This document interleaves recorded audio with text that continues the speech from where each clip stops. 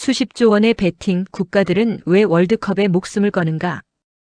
4년에 한 번 전 세계 60억 명의 눈과 귀를 사로잡는 지구상 가장 거대한 축제 피파 월드컵이 막을 올립니다. 대한민국을 비롯한 수많은 축구 팬들의 심장이 다시 뛰기 시작하는 순간이죠. 그런데 축구장 밖 거대한 금융과 자본의 세계에서는 전혀 다른 차원의 총성 없는 전쟁이 벌어지고 있다는 사실 알고 계십니까? 수십조 원의 천문학적인 돈을 쏟아부으며 각국 정부와 거대 자본이 이 축제를 유치하기 위해 사활을 거는 진짜 이유 말입니다. 단순히 스포츠를 사랑해서 혹은 자국민들에게 축제를 선물하기 위해서일까요? 단언컨대 자본주의 세계에 그런 낭만은 없습니다. 월드컵 유치 신청서 뒷면에는 소수만 알고 있는 냉혹하고 거대한 경제학적 계산서가 숨겨져 있습니다. 어떤 나라는 이 계산서를 통해 국가의 체급을 바꾸는 대박을 터뜨리지만 또 어떤 나라는 국가 부도 위기에 처하는 잔혹한 부메랑을 맞기도 합니다.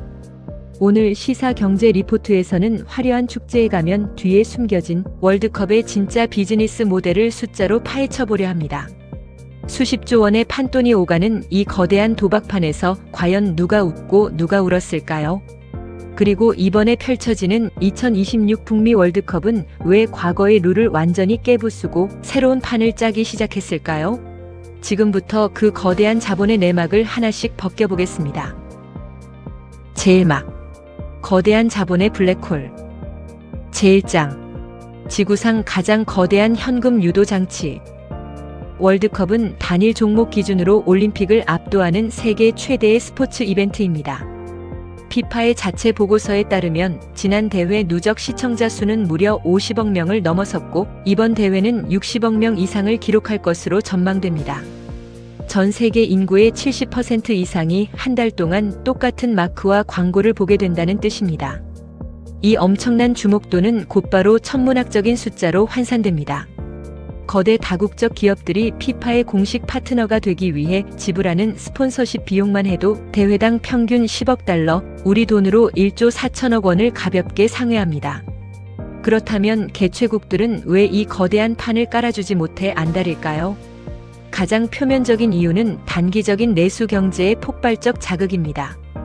월드컵이 개최되면 전 세계에서 최소 100만 명에서 최대 300만 명에 이르는 외국인 관광객이 개최국으로 유입됩니다.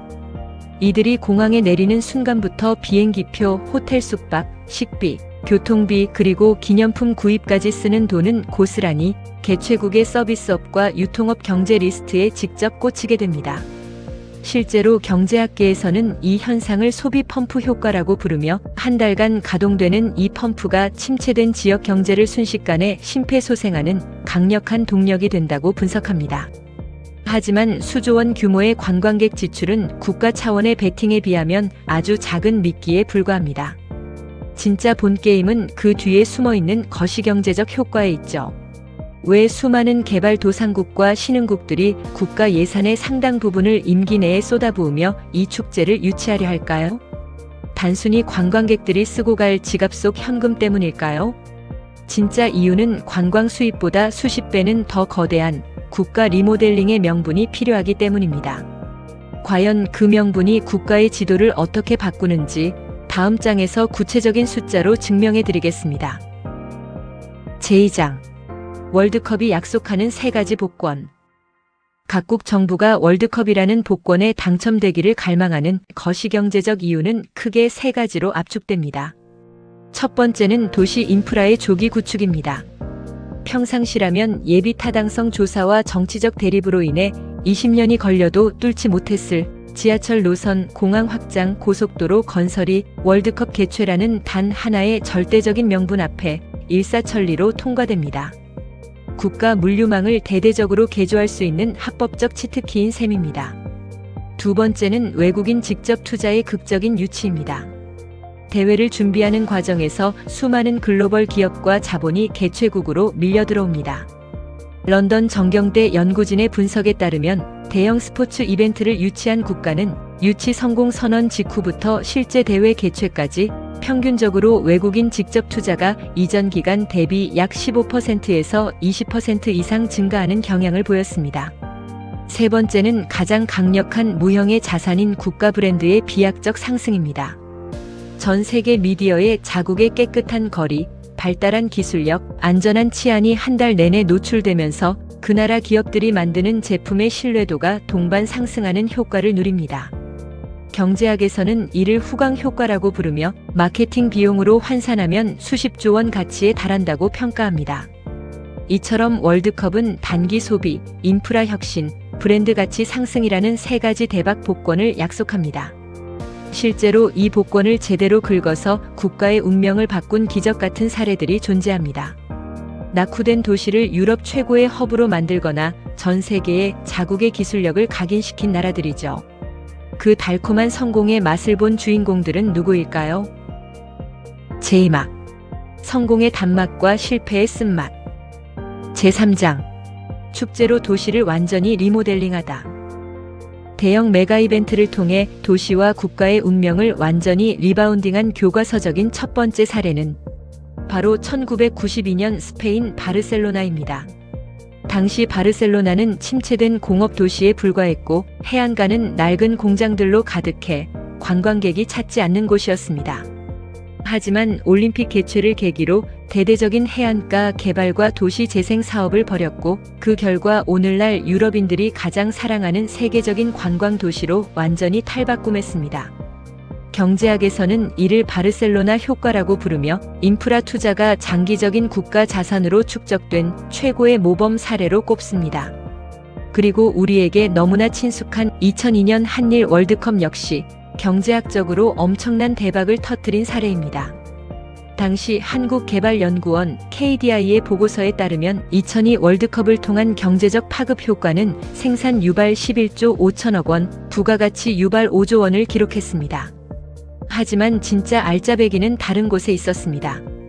당시 대한민국은 1997년 외환위기의 그림자를 완전히 걷어내지 못한 상태였지만 월드컵을 통해 역동적인 국민성과 세계 최고 수준의 IT 인프라를 전 세계에 동시 상영했습니다. 길거리 응원을 통해 보여준 초고속 무선 인터넷망과 대형 스크린 기술은 한국이 조립 노동국가에서 첨단 IT 선진국으로 전환했음을 알리는 거대한 쇼케이스였습니다. 이 대회를 기점으로 삼성, LG 등 국내 기업의 글로벌 인지도와 수출 경쟁력은 수직 상승했고 금융시장에서의 코리아 디스카운트가 코리아 프리미엄으로 바뀌는 결정적 계기가 되었습니다. 이처럼 성공적인 개최는 국가의 체급을 올리는 최고의 지름길이 됩니다. 하지만 동전에는 언제나 뒷면이 있는 법이죠. 성공의 단맛 뒤에는 무리한 베팅으로 인해 국가 전체가 빚더미에 앉아 신음하는 잔혹한 잔상이 기다리고 있습니다.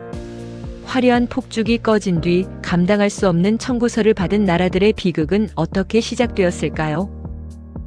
제4장 자본의 덫에 걸린 개최국들. 성공 사례가 있다면 반대로 자본의 규모를 무시한 무리한 투자가 국가 재정을 어떻게 파탄내는지 보여주는 참혹한 실패 사례도 가득합니다. 대표적인 나라가 바로 2014년 브라질 월드컵과 2010년 남아프리카 공화국 월드컵입니다. 브라질은 월드컵과 올림픽을 연이어 유치하며 대규모 경제 도약을 꿈꿨지만 현실은 재앙이었습니다. 당시 브라질 정부는 인프라 건설에만 약 116억 달러, 약 15조 원을 쏟아부었습니다. 하지만 이 과정에서 극심한 인플레이션이 발생했고 정작 필요한 보건, 교육 예산이 삭감되자 대규모 민중 시위가 일어났습니다. 더 큰 비극은 대회 이후에 찾아왔습니다. 아마존 밀림 한가운데 위치한 도시 마나우스에 무려 3억 달러를 들여 지은 아레나 다 아마조니아 경기장은 대회가 끝난 뒤 쓸모가 완전히 사라졌습니다. 이 지역에는 경기장을 채울 만한 관중을 동원하는 프로축구팀이 없었기 때문입니다. 결국 연간 수십억 원에 달하는 잔디와 시설 유지비를 감당하지 못해 현재 이 거대한 최첨단 경기장은 시외버스 주차장과 간이 행사장으로 쓰이고 있습니다. 수도 브라질리아에 지어진 6천억 원짜리 경기장 역시 시내버스 차고지로 전락했습니다. 2010년 남아공 역시 마찬가지입니다. 월드컵을 위해 건설한 5개의 신축 경기장들은 현재 매년 수백억 원의 운영 적자를 내고 있으며 이 적자는 고스란히 현지 지자체와 국민들의 세금으로 메워지고 있습니다. 경제학자들은 이를 시장의 장기적인 수요를 전혀 예측하지 못한 정치적 과잉 투자의 전형이라고 비판합니다. 축제 한 달을 위해 지은 거대한 콘크리트 덩어리가 국가의 목을 죄는 덫이 된 것이죠. 그런데 여기에서 한 걸음 더 나아가 돈이 너무 많아서 돈 걱정은 전혀 안 할 것 같은 중동의 부국들은 어떨까요? 우리 기억 속에 생생한 지난 카타르 월드컵은 역사상 가장 막대한 돈을 썼다고 하는데 과연 그들은 이 자본의 덫을 어떻게 피해가려 했을까요? 제5장 300조를 쓴 카타르와 오일머니의 진짜 계산법. 지난 2022년 피파 카타르 월드컵은 스포츠 역사를 통틀어 가장 기상천외하고 압도적인 자본의 쇼였습니다. 카타르 정부가 대회를 준비하며 지출한 총 비용은 무려 2,200억 달러, 우리 돈으로 약 300조 원에 달합니다. 직전 대회인 러시아 월드컵이 약 140억 달러를 썼던 것과 비교하면 무려 15배가 넘는 수치이며 1930년 제1회 대회부터 2018년 대회까지 역대 모든 월드컵 개최 비용을 합친 것보다 많은 돈을 단 한 번의 대회에 태운 것입니다. 냉정하게 상업적 수지만 놓고 보면 이는 명백한 적자이자 불가능한 투자입니다. 월드컵 기간 동안 티켓 판매와 관광 수입을 아무리 긁어 모아도 300조 원의 10분의 1도 회수할 수 없기 때문입니다. 하지만 카타르의 오일머니 계산법은 우리와 완전히 달랐습니다. 그들은 단순히 축구 대회를 연 것이 아니라 월드컵이라는 메가 이벤트를 지렛대 삼아 인구 300만 명의 사막 국가에 고속철도, 지하철 노선, 최첨단 신도시, 신공항과 항만을 한 번에 짓는 국가 개조 인프라 프로젝트를 진행한 것입니다. 석유와 천연가스가 고갈될 미래를 대비해 금융, 물류, 관광 허브로 체질을 바꾸기 위한 생존 투자였던 셈입니다. 또한 카타르는 앞서 언급한 브라질이나 남아공에 하얀 코끼리 리스크를 피하기 위해 영악한 경제학적 카드 하나를 꺼내 들었습니다. 바로 974개의 선박용 화물 컨테이너를 조립해 만든 세계 최초의 재활용 경기장 스타디움 974였습니다.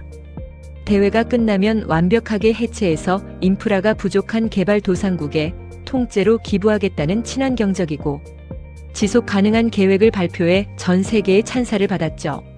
그러나 이 아름다운 계획 뒤에도 현실 자본주의의 차가운 진실이 숨어 있었습니다. 대회가 끝나고 수년이 지난 지금까지도 스타디움 974는 완전히 해체되어 기부되지 못했습니다. 왜냐고요?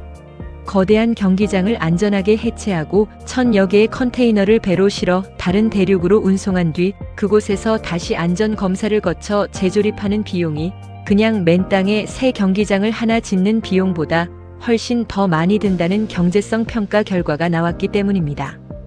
배보다 배꼽이 더 큰 부메랑을 맞은 카타르는 결국 해체 대신 자국 내 다른 대회를 유치하며 시설을 유지하는 궁여지책을 쓰고 있습니다.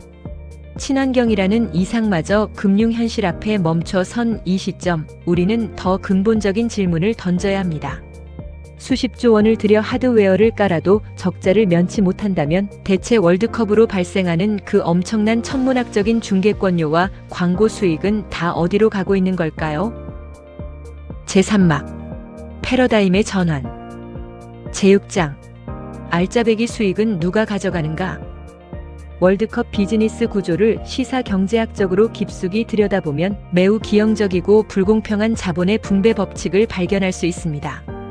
개최국 정부는 수조 원, 수십조 원의 세금을 들여 경기장을 짓고 치안을 유지하며 도로를 닦는 등 모든 하드웨어 비용과 리스크를 온전히 짊어집니다.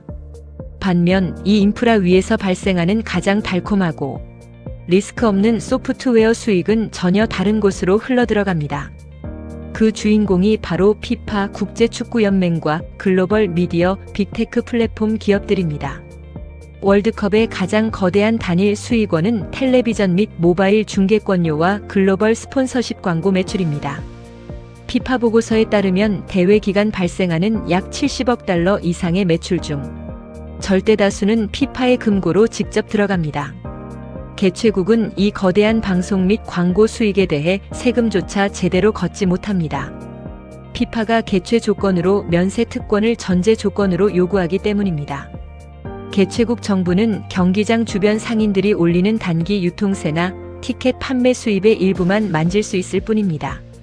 여기에 최근 가속화된 디지털 전환은 수익의 양극화를 더욱 심화시켰습니다. 전 세계 축구 팬들이 스마트폰 하이라이트를 보고 OTT 플랫폼으로 경기를 스트리밍하며 소셜미디어, SNS에 관련 콘텐츠를 업로드할 때마다 막대한 디지털 광고 수익은 구글, 메타, 유튜브, 그리고 스트리밍 기술을 쥔 빅테크 기업들의 주머니로 들어갑니다.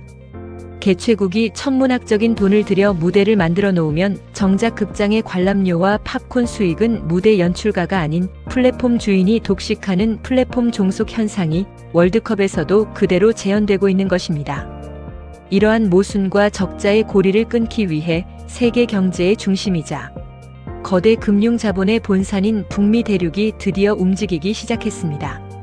그들은 과거 개최국들이 범했던 뼈아픈 실책들을 철저히 분석했고 월드컵 역사상 한 번도 시도되지 않았던 완전히 새로운 상업적 게임의 룰을 제시했습니다. 과연 그들이 들고 나온 가성비 실리주의의 실체는 무엇일까요? 제7장 2026 북미 월드컵이 선택한 가성비 실리주의. 이번에 개최되는 2026 피파 북미 월드컵은 시사 경제학 관점에서 볼 때 과거의 모든 문법을 깨부수는 패러다임의 대전환점입니다. 미국, 캐나다, 멕시코라는 북미 대륙의 거인들이 연합하여 사상 최초로 세계국 공동 개최를 선언한 것부터가 시작입니다. 이들이 내세운 경제학적 핵심 전략은 단 한 문장으로 요약됩니다. 이번 월드컵을 위해 새로운 경기장은 단 하나도 짓지 않는다. 과거 개최국들이 수조 원의 빚을 지며 하얀 코끼리를 양산했던 비극을 원천 차단하겠다는 선언입니다. 미국은 이미 세계에서 가장 상업적으로 발달한 스포츠 리그인 NFL 미국 프로풋볼 스타디움들을 보유하고 있고 멕시코와 캐나다 역시 대규모 관중을 수용할 수 있는 메가 인프라가 완비되어 있습니다. 신축 경기장 건설 비용을 0원으로 만들면서 토목공사 리스크를 제로로 수렴시킨 것입니다. 대신 이들은 대회 규모를 역대급으로 키우는 볼륨업 전략을 택했습니다. 본선 진출국을 기존 32개국에서 48개국으로 대폭 늘렸고 총 경기수 역시 기존 64경기에서 104경기로 대폭 증가했습니다. 경기수가 늘어난다는 것은 미디어 중계권 타임이 늘어나고 티켓 재판매 시장이 활성화되며 글로벌 기업들의 광고 단가가 치솟는다는 것을 의미합니다. 미국식 금융 자본이 결합한 이 영악한 설계 덕분에 이번 대회는 역대 최소 수준의 인프라 투자로 역대 최대 규모의 매출을 올리는 구조를 완성했습니다. 뱅크 오브 아메리카 등 글로벌 금융기관들의 분석에 따르면 이번 2026 북미 월드컵이 북미 대륙 전역에 미칠 직접적인 경제적 파급 효과는 약 410억 달러, 우리 돈 약 56조 원에 달할 것으로 추정되며 약 80만 개 이상의 고용 창출 효과가 기대됩니다. 빚을 내서 짓는 장치 산업이었던 월드컵을 이미 있는 자산을 활용해 회전율을 극대화하는 순수 플랫폼 비즈니스로 진화시킨 것입니다. 제8장 축제는 끝났지만 경제는 계속된다. 지구촌 최대의 축제 월드컵은 이제 단순한 공놀이나 국가 위상 제고를 위한 수단을 넘어섰습니다. 그것은 철저하게 계산된 거대 금융 자본과 국가의 인프라 전략 그리고 빅테크 플랫폼의 광고 기술이 결합한 현대 자본주의 비즈니스의 정점입니다. 과거처럼 국가의 힘을 과시하기 위해 무리하게 빚을 내어 화려한 콘크리트 경기장을 짓던 토목 월드컵의 시대는 완전히 막을 내렸습니다. 냉정한 시장의 수요와 사후 활용 방안을 계산하지 못한 채 감정에 치우쳐 메가 이벤트를 유치한 국가는 축제의 폭죽이 꺼진 뒤 잔혹한 재정 파탄이라는 청구서를 받게 된다는 것을 우리는 지난 월드컵 사례를 통해 똑똑히 목격했습니다. 반면 이번 2026 북미 월드컵처럼 철저하게 하드웨어 비용을 통제하고 기존의 인프라를 플랫폼 삼아 소프트웨어 수익을 극대화하는 영악한 실리주의는 앞으로 전 세계 메가 스포츠 비즈니스가 나아갈 거대한 나침반이 될 것입니다. 결국 스포츠든 경제든 감상이 아닌 차가운 숫자로 시장을 지배하는 자만이 최후의 승자가 된다는 진리는 변하지 않습니다. 여러분은 이번 월드컵을 보며 어떤 생각을 하실 것 같나요? 화려한 골문 뒤에 숨겨진 거대한 돈의 흐름이 이제 조금은 입체적으로 보이실 겁니다. 오늘 준비한 시사 경제 리포트는 여기까지입니다. 영상이 유익하셨다면 구독과 좋아요, 그리고 알림 설정까지 부탁드립니다. 여러분의 클릭 한 번이 다음 고품격 시사 경제 콘텐츠를 만드는 가장 강력한 자본이 됩니다. 감사합니다.